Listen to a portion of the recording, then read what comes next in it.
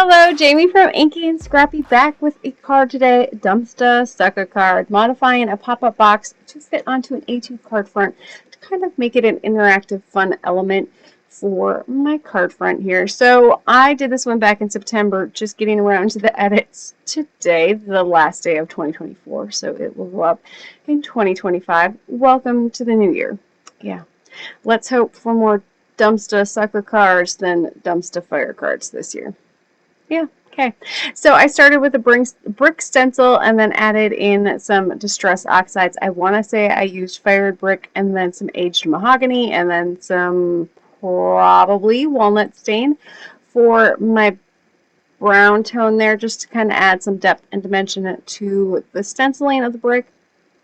And then I came in with the Tim Holtz. I think this one is like Mosaic stencil. It's the mini one, not the big one. I added that with, I think I used the scorched timber on this one. So with that scorched timber, and then I added some of the distress glaze on top.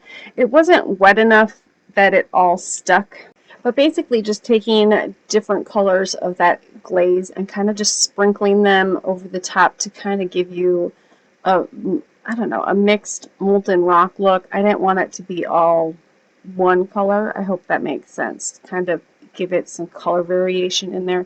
It adds a nice glaze over the top. So this wasn't wet enough to stick. Usually distress oxides work okay for heat embossing if you do it fast enough. I don't think I was fast enough.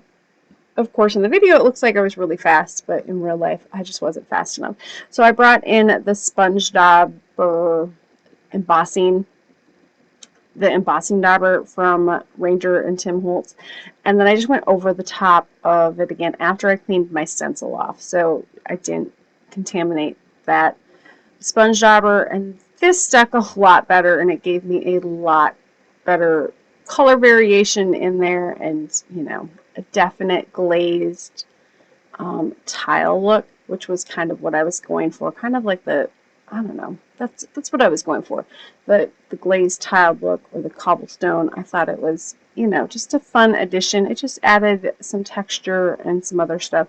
This one was really just, you know, me having fun playing, kind of doing some different techniques, things that I'd wanted to do for a while and just haven't gotten around to.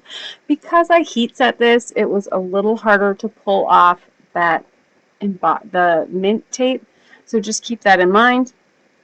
And then I came over it with my brown blending brush again, kind of to make it not so stark white in between those tiles. And then, of course, I did add a little bit of water on top to kind of clean off anything that was sitting on top. And then, of course, I'm going to add some sparkly splatter. It's just some Winsor & Newton iridescent watercolor medium, very little bit into a spritzer bottle with a lot of water added. It works very well for all the shiny things. So I did a lot of ink blending on this card, and I love the look of ink blending. I understand it takes some time, so feel free to cut it out of colored cardstock, and you could splatter on top and get a very similar, you know, kind of look. But it's really fun to just kind of ink blend on top of white paper. It saves time finding colors that work together because I'm just going to ink it. So if you're lacking some of those, you know, colored cardstocks, this is a great way to kind of customize your cardstock pieces without having to have a vast array of colors. So if you've invested in inks over, you know, paper, it's definitely a way to do it quickly. And I just kind of, you know, die cut a whole bunch out of white cardstock. You know, when you do white, you can just run it all through at the same time, and it goes super fast. It really doesn't take that long to, you know, do the custom ink blending on it. I'm not too picky, and I just kind of go for it. So you do you, boo, right?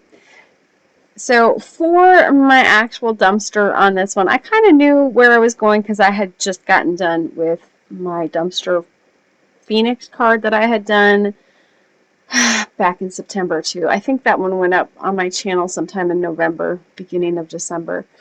Anyways, so I'm just doing the I want to say the roof of the dumpster cover. So I'm just taking a piece of black cardstock and then scoring it I think I did every quarter, I think I did it every 1/8 inch for this one because it's a smaller dumpster, right?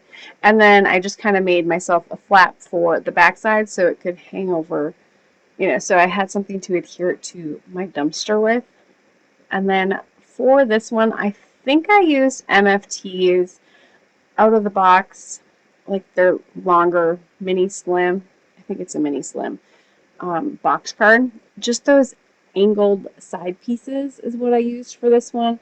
I think I also possibly cut the front piece, but I'm going to cut it down.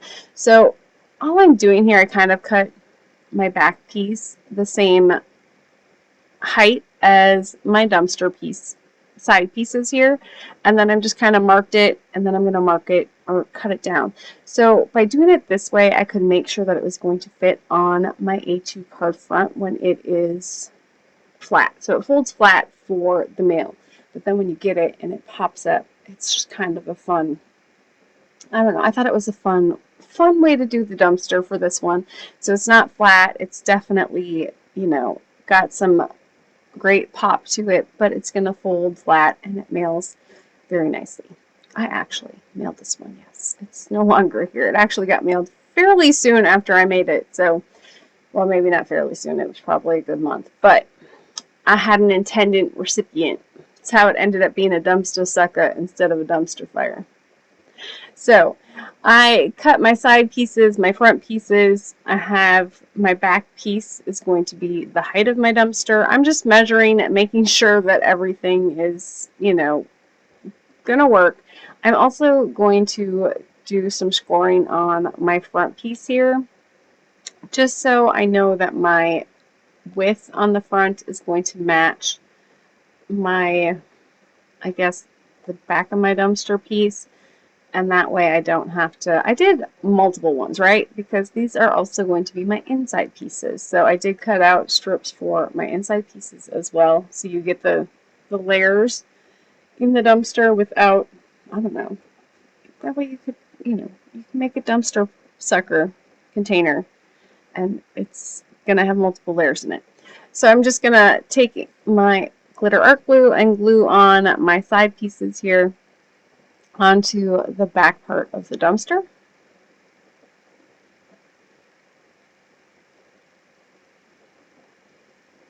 And do the other side.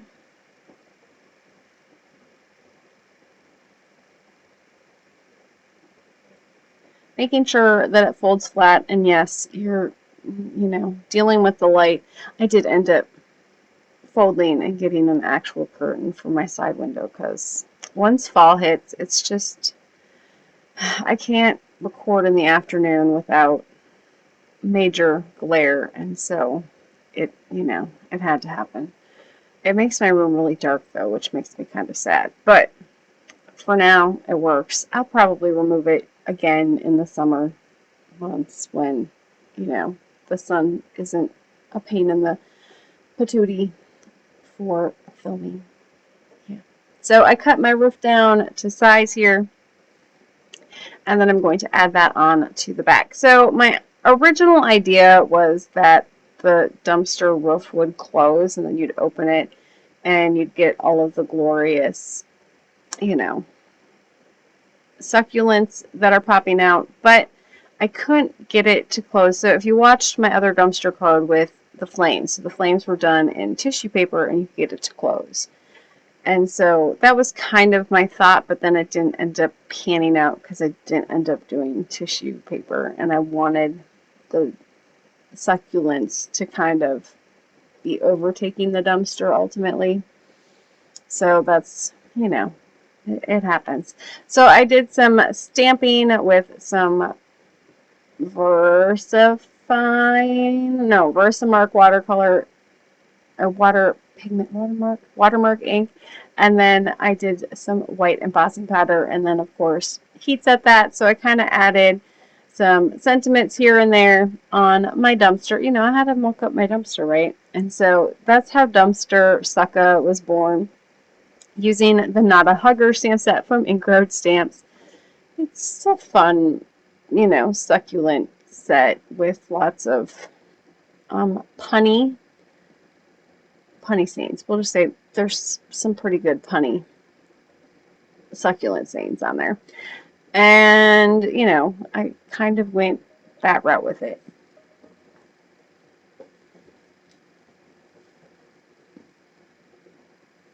I don't remember what I all put on it. So, you know, we're learning together again. So, what is even happening? It says on the inside of the roof. Now, if you are like me and sometimes the white embossing does not turn out the greatest, just go over it with a white gel pen here and kind of fill in where maybe it didn't show up the greatest. It will kind of, A, it saves you from having to start over, and B, it adds that white that maybe is needed there. So I'm going to come in with my inside of my box card. So if you've done a box card, you'll understand this part. So these are the little shelves that you can put your images on, or in this case, where my plants are gonna kind of hang out or hang on, so it kind of makes your dumpster look really full. So this is where I was still planning on trying to get it to close. And I think it was shortly after that where I was like, yeah, it's just, there's no way I'm going to be able to get it to close and look right. So I, you know, abandoned that idea and then just, you know, went with it. So just making sure that my box is still going to lay flat when my plants are in there. So that was kind of the idea behind, you know, ultimately behind this one. So I don't usually add my glue here until I'm all done, but because I wanted my plants to kind of look the best when it was popped up, it was just going to be easier to film it already put together. So I did, you know, put it together, and then I'll just end up kind of sneaking the rest of them in there as I go. So I'm going to add the flower tops onto the succulents here, and yep, you're going to get the top of my head. Please forgive me. And I'll just continue to add and fill, and I think I used up all of the succulents that I had ink blended on.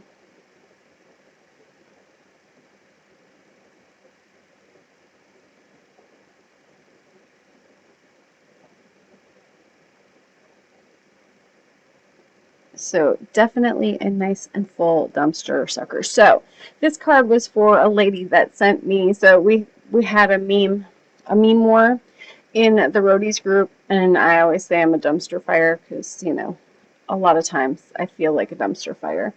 You know, everything going on everywhere, and it's just usually a hot mess. That's just how I roll. And so she's like, no, you're not a dumpster fire. You're a dumpster garden. And I said, no, my dumpster garden would be full of weeds. I would be more like a dumpster of weeds. And so she's like, I can't even win with you. But she sent me a die-cut dumpster with a whole bunch of flowers sticking out of it. And said, no, you're a dumpster garden.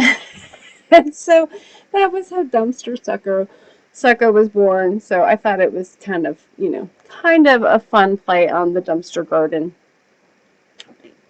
It was all good. Anyways, so that's kind of the story behind the dumpster succa, or, you know, in this case, kind of a dumpster garden.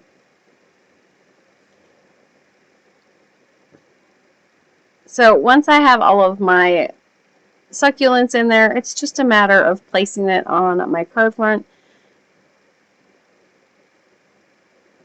and then of course just adding glue onto the back. I left the top open but not attached. I hope that makes sense. So the, you know, the roof can kind of come down a little bit, or it's movable. It's not glued to the top. So it kind of sticks. You can't see it very good on the video, but in real life it kind of sticks out a little bit, so it kind of looks like it's ready to close, or it's, you know, definitely movable. And so I still had that little space next to the dumpster, and I felt it needed something, so I just added the rest of my plants that I had already had colored I added a little bit of pink to the one. I, wanted to variegate my colors there, and so it was pretty easy with that yellow to just add a little bit of pink on top and kind of get that orangish tone. So once I had that done, I decided I needed a little bit more sentiment wise. So Everything Sucks Without You is my side piece. And so on the top, I decided to go with Not a Hugger. I am not a hugger. Certain people I will allow, but I'm really not a hugger. So, not a hugger. See, because I'm all prickly. Get it? Get it? Yeah. Alright. So, I added that with some VersaFine Onyx Black ink. It is the best ink to use on your sentiments. It's usually my go-to, especially when I'm going to free stamp it and hope for the best. So, So for the inside, I needed to pick something else. And so I decided to go with the Dumpster Fire stamp set from Ink Road Stamps. And I think this is Dumpster Fire Redo. So it's got the 2024 and 2023 and 2025 on it. And so there's some little sentiments that fit on the dumpster in that one, but I just ended up going with the actual sentiment on this one. I'm going to stamp that in one of the green tones that I used on the front. And then, of course, I'm also going to bring in one of the little succulents from the Not a Hugger stamp set. And I will add that in pink on top. So I think it's You Restore My Faith in the Dumpster Fire of Humanity or something like that. So, just a sweet inside sentiment on that one. And then I will add that onto my A2 card front. So it's a top fold card base, and then it'll all pop up. So I loved the texture on this one and all of the ink blending, those colors.